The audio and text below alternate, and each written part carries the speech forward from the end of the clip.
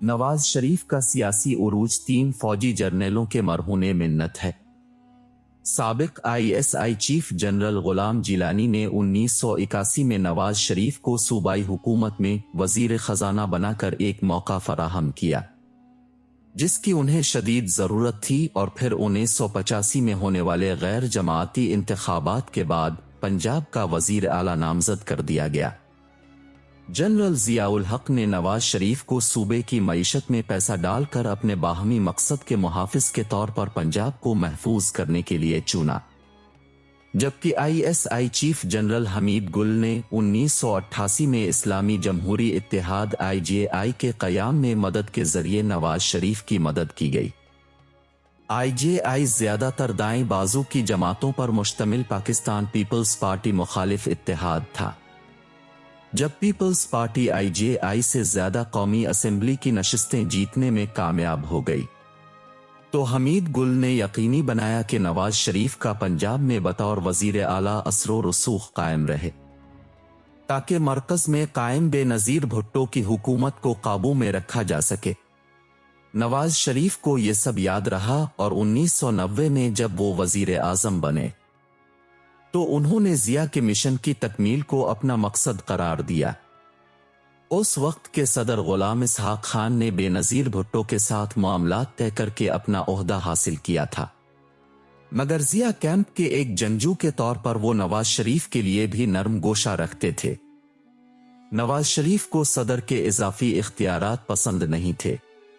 वो आइन की शक 58(2)B को भी खत्म करवाना चाहते थे, जिसके तहत सदर के पास कौमी असेंबली को तहलील का इख्तियार होता था, लेकिन सदर उसके लिए तैयार नहीं थे। नवाज शरीफ चाहते थे कि मुसल्लह अफवाज के सरबराहान की तैनाती में उनकी री शामिल हो, लेकिन सदर ने जनरल अब्दुल वहीद काकड़ को नया चीफ ऑफ आर्मी स्टाफ तैनात करके नवाज शरीफ को हैरत में डाल दिया।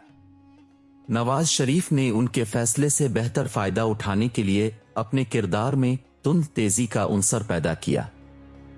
कौम से खिताब में उन्होंने सदर पर साजिश का इल्जाम लगाया, जिसके बाद सदर ने अगले ही दिन कौमी असेंबली तहलील करते हुए उन्हें बरतरफ कर दिया, लेकिन सुप्रीम कोर्ट ने सदर के हुक्म को गैर कानूनी करार दे दिया, और यह अपनी नौयत का पहला और अब तक का वाहिद फैसला है। नवाज शरीफ ने दोबारा इक़्तिदार हासिल कर लिया, लेकिन सदर के हिमायत याफ्ता पंजाब के वजीर आला को रास्ते से हटाने में नाकामी की वजह से आर्मी चीफ को सदर और वजीर आजम दोनों को घर जाने के अहकामात देने की तरगीब मिली। नवाज शरीफ ने हथियार नहीं डाले। 1997 में जब वो पार्लियामेंट में भारी अक्सरियत के साथ दोबारा इक़्तिदार में आए तो उन्होंने सबसे पहले 58(2)B को खत्म किया। उन्होंने बेनजीर भुट्टो के नामजद करदा और फिर उन्हीं को हटाने वाले सदर फारूक लगारी को इत्तला देना भी गवारा नहीं किया। इसके बाद वो सुप्रीम कोर्ट के चीफ जस्टिस को जेर करने में कामयाब हुए, और उनके पार्टी कारकुन आला अदलिया में हंगामा करने में जरा भी पीछे नहीं रहे। मियां नवाज शरीफ के हवाले से कुछ दिलचस्प वाकयात भी हो जाए। ये वाकया मियां साहिब के पहले दूरे हुकूमत का है। तब करामत गोरी अलजायर में सफीर थे। वो अपनी यादाश्तों पर मबनी किताब रोजगार सफीर में लिखते हैं कि मियां साहिब का जो सीवी तमाम सफीरों को भेजा गया, उसमें कहा गया कि मियां साहिब पाकिस्तान के पहले होम गिरवोन यानी घर में उगाया हुआ वजीर आजम है। सफीरों ने वजारत खारजा से इसका मतलब पूछा, तसल्ली बख्श जवाब ना मिला, तो खुद ही फर्ज कर लिया कि मियां साहिब क्योंकि पाकिस्तान बनने के बाद पैदा हुए और उनकी जो भी तालीम हुई वो सब की सब पाकिस्तान की थी, इसलिए उन्हें होम गिरवोन कहा गया। खैर, वजीर आजम बनने के बाद मियां नवाज शरीफ ने बरतानिया का पहला सरकारी दौरा किया तो वहां पर सफीर high commissioner doctor Humayun Khan थे। बरतानवी वजीर आजम जॉन मेजर ने मियां साहिब के लिए अपनी सरकारी रहाइशगाह में लंच का एहतमाम किया। बरतानवी प्रोटोकॉल ने पाकिस्तानी हाई कमिश्नर और मियां साहिब के प्रोटोकॉल को बता दिया कि लंच पर तकारीर नहीं होगी, इसलिए मियां साहिब के लिए तकरीर नहीं लिखी गई। हुआ यूं कि लिंच पर बातें करते करते न जाने जॉन मेजर को क्या सूझी कि उसने खड़े होकर 3-4 मिनट की मुख्तसर तकरीर कर डाली। मेहमानों के लिए यह हैरत की बात थी, लेकिन वो वजीर आजम और मेजबान थे। उसके जी में आई और उसने तकरीर कर दी। मियां नवाज शरीफ के तो हाथों के तोते उड़ गए। उनके लिए तो लिखी हुई तकरीर पढ़ना ही मुश्किल काम था, फी अलबदी तकरीर तो बहुत दूर की बात है। पाकिस्तानी सफीर डॉक्टर हुमायूं खान ने मौका की नज़ाकत देखते हुए फौरी तौर पर बैठे बैठे जेब से कागज निकाल कर चंद सतरें लिख डाली, ताकि मियां साहिब का कुछ भरम तो कायम रहे। मरते क्या न करते मियां नवाज शरीफ ने अटक अटक कर वो कलिमात तो पढ़ डाले, लेकिन लंच खत्म होते ही उनका नजला डॉक्टर हुमायूं खान पर गिरा। इरशाद शाही हुआ कि हाई कमिश्नर नाकारा था, उसने जानबूझकर वजीर आजम को अंधेरे में रखा था और उनके लिए शर्मिंदगी का सामान पैदा किया। हुक्म हुआ कि फी फौर डॉक्टर हुमायूं उनकी सिफारत खत्म की जाए। अंग्रेज एक काया था और उस पर पूरी सूरत हाल वाजे थी, और वो जानता था कि डॉक्टर हुमायूं पर यह इताब बिलाजवाज हुआ है।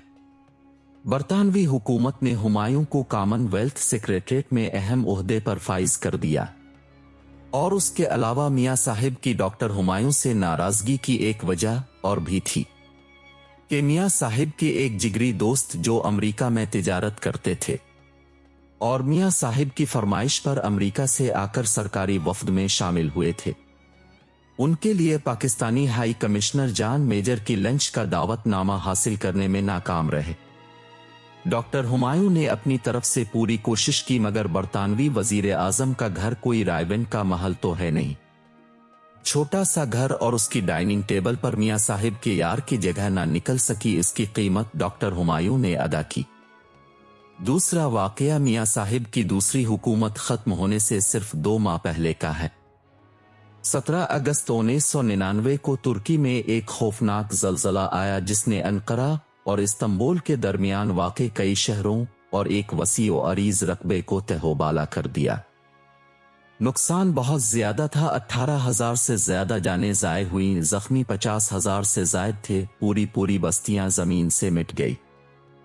तुर्की पर इस आफत को नाजिल हुए तीसरा दिन था कि इस्लामाबाद से वजीर खारजा सरताज अजीज का फोन आया कि मियां नवाज शरीफ आने के लिए पर तोल रहे हैं। उन्हें समझाने की कोशिश की गई कि इस वक्त तक क़यादत इमदादी कार्रवाइयों में मसरूफ हैं, उनके पास मेज़बानी का वक्त नहीं है। ये बात सरताज अजीज के कहने पर वजीर आजम के सेक्रेटरी को भी बताएंगे। खैर 5 दिन के इल्तिवा के लिए नवाज शरीफ रजामंद हो गए। इसके बाद वो इस्तांबुल पहुंच गए। उन्होंने तर्क क़यादत से तज़ियत की और तबाह हाल जगहों का जायजा भी लिया। मियां नवाज शरीफ को इस्तांबुल का एक कबाबी बहुत पसंद था। हर बार जब वो आते इस होटल में जाकर उसके कबाब जरूर खाते।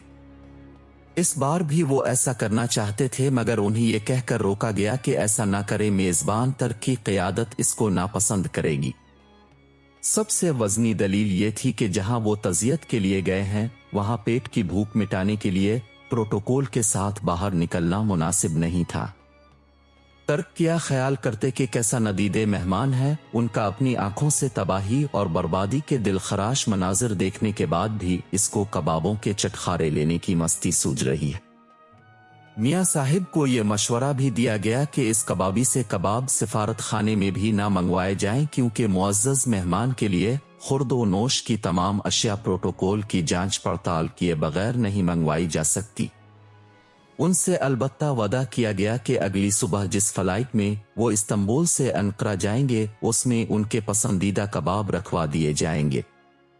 ऐसा ही किया गया और मियां साहिब ने 1 घंटे की फ्लाइट में उन कबाबों से पूरा इंसाफ किया। इसके बावजूद कि अंकारा में तर्क सदर सुलेमान डेमोल लंच पर उनके मेजबान थे और उनका इंतजार कर रहे थे।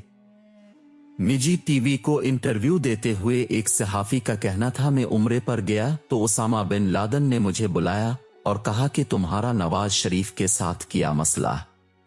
मैंने इनको कहा कि नवाज शरीफ वादे का पाबंद नहीं और झूठा भी है, इसके अज़ाइम बहुत आगे के ही, मैं इसलिए मुखालिफ हूं।